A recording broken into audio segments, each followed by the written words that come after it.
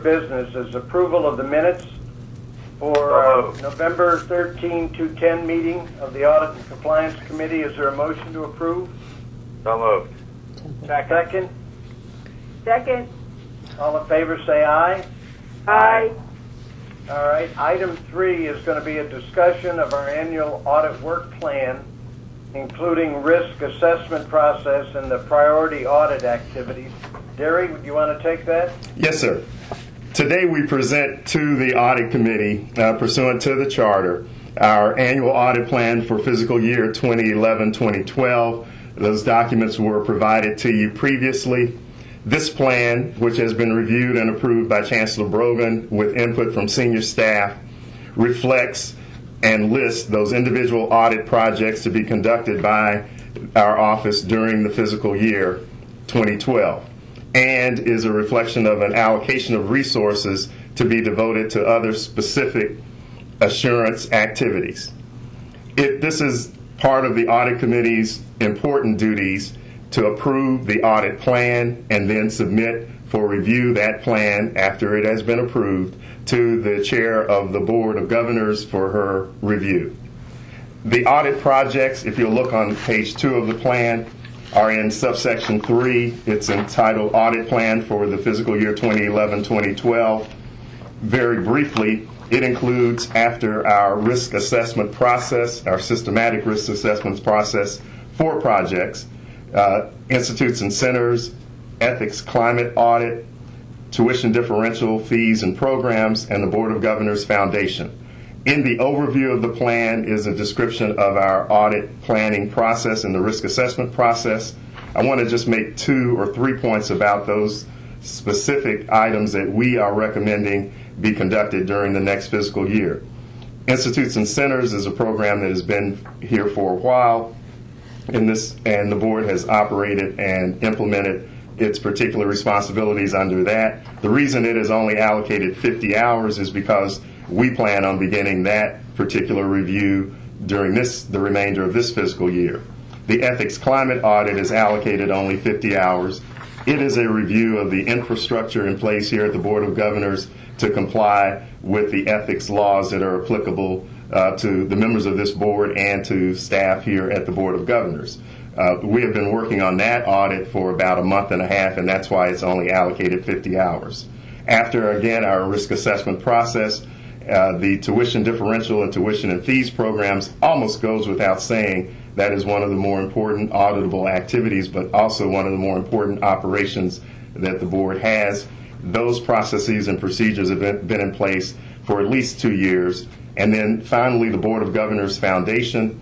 The reason that fell out of the risk assessment process, which I'll discuss again just very briefly, is, of course, it has a specific financial impact and is one of the few areas where there are significant funds associated with the board's operations other than our own board audit. Those are the 4 projects that we recommend. The reasons for that is, again, we have customized a risk assessment process that you've heard me talk about for some time that included a review of the board's regulations. We reviewed approximately 82 auditable activities. Auditable activity really does not mean that it is a program or a particular department, but a particular activity that would be subject to traditional audit activities of inquiry, observation, or testing. In addition to that, in the document that's attached to your materials, the risk factors, one of the factors that you consider, of course, is management's input. We conducted a risk assessment process that included sending risk assessment questionnaires to most of the senior staff. We received about 80% response for that, and I want to acknowledge the staff's cooperation because they responded to the questionnaires during the midst of session.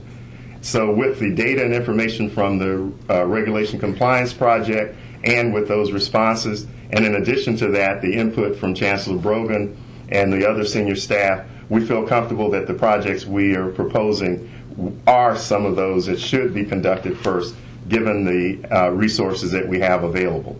One other comment about the plan, on the 3rd page, under Other Direct Services, you will note that we have projects listed there that are not directly audit related.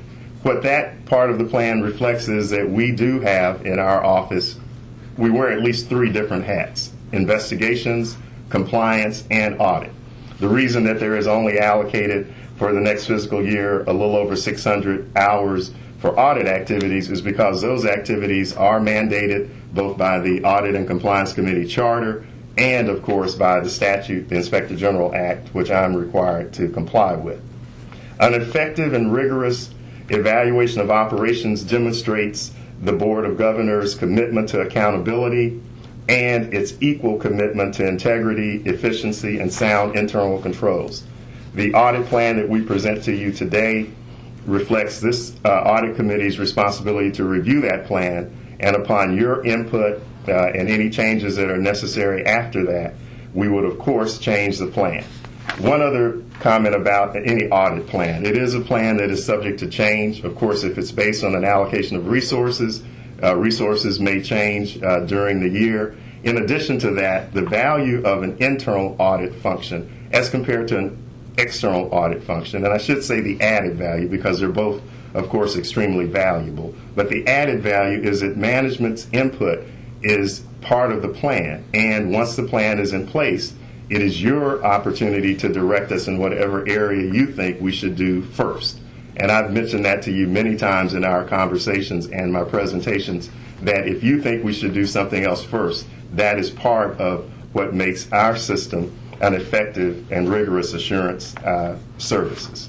So I am available at this point in time to take any questions that you have about either the plan or the accompanying documents.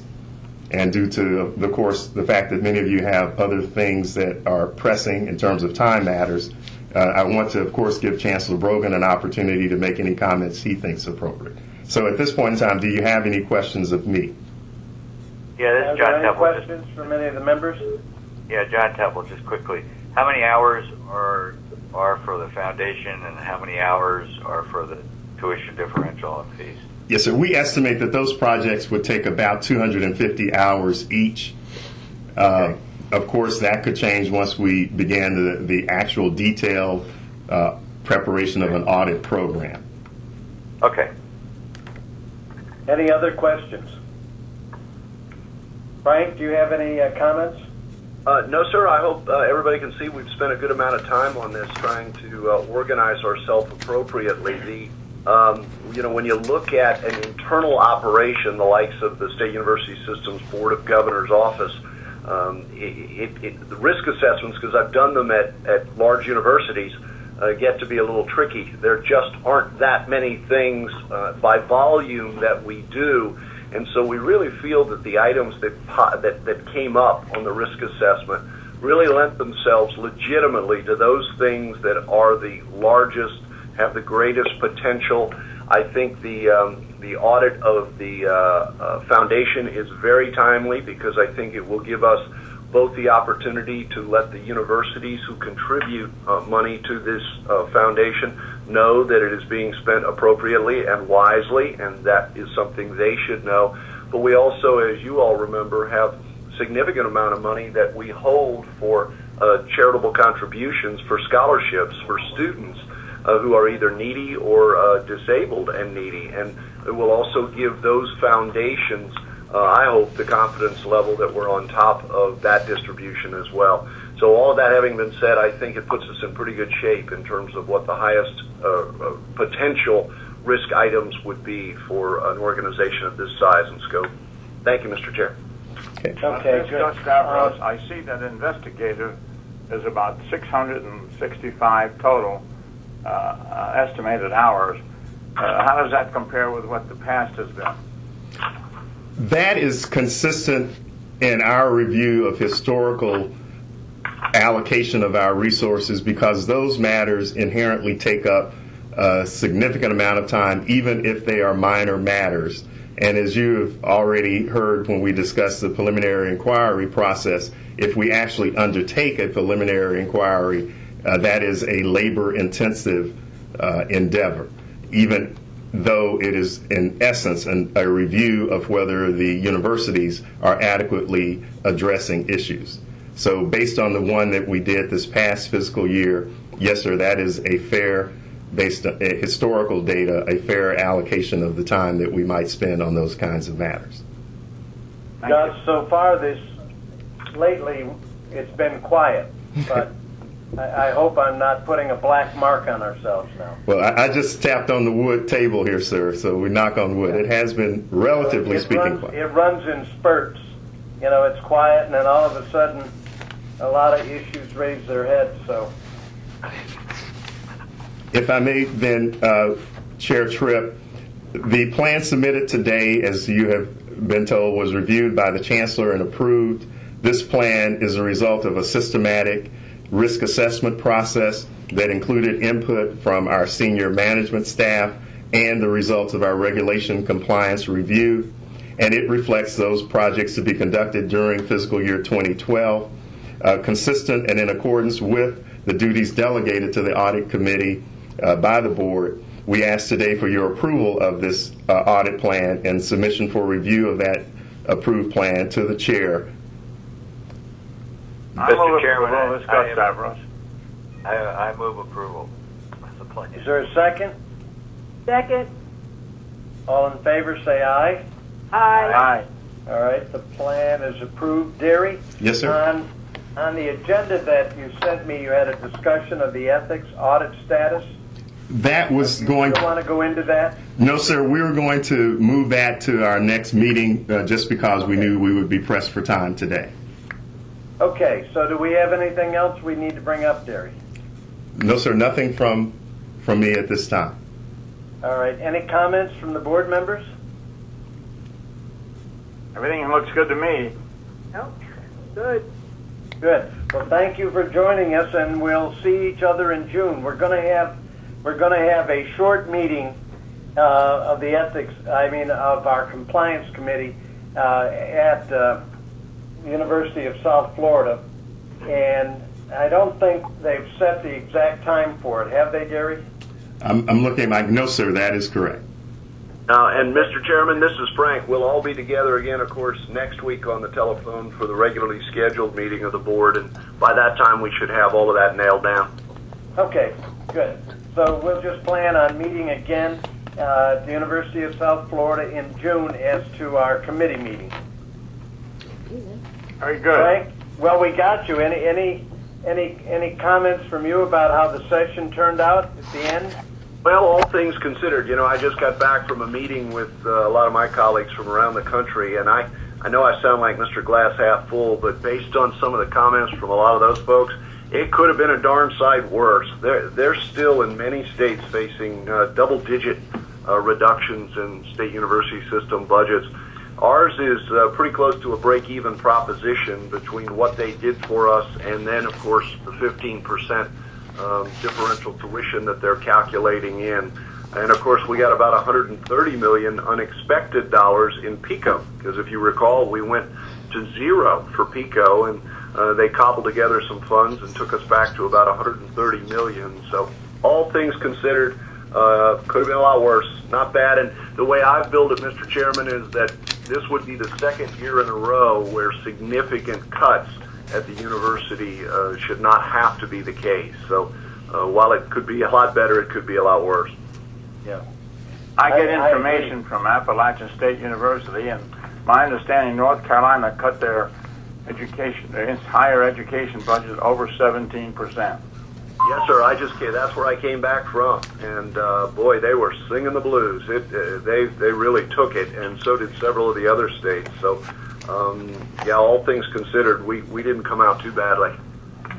Well, the only thing I'm sad about, I made a personal pitch to both to the governor, to Hardopoulos and Dean Cannon, that matching funds were very important to all the universities as they would be going out for their foundations to raise money. Well, I made no effort. I made a big effort, but it didn't sink in because they have temporarily suspended all matching funds, which I think really is sad.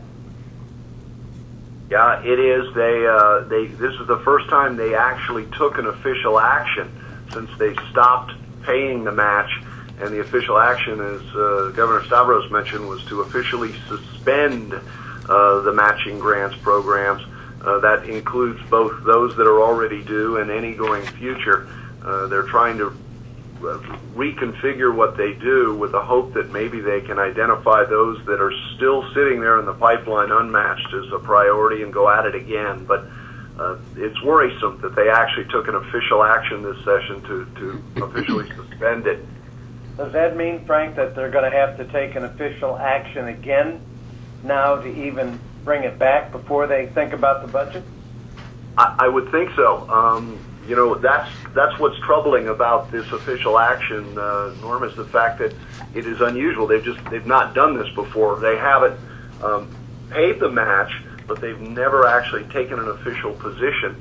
And it's a little hard to read exactly the intent of that action and what it's going to mean going forward at this point. We hope to get some more feedback from the leadership now that session is over and see what the Speaker and the President's intention were going forward on the official action of suspension. I have been personally working on an $8 million contribution towards a literacy program at one of my centers, in fact at USF. And we had told the individual that his $8 million would have a match. This was before the budget came out. We had to advise him about this temporary setup that has hurt us.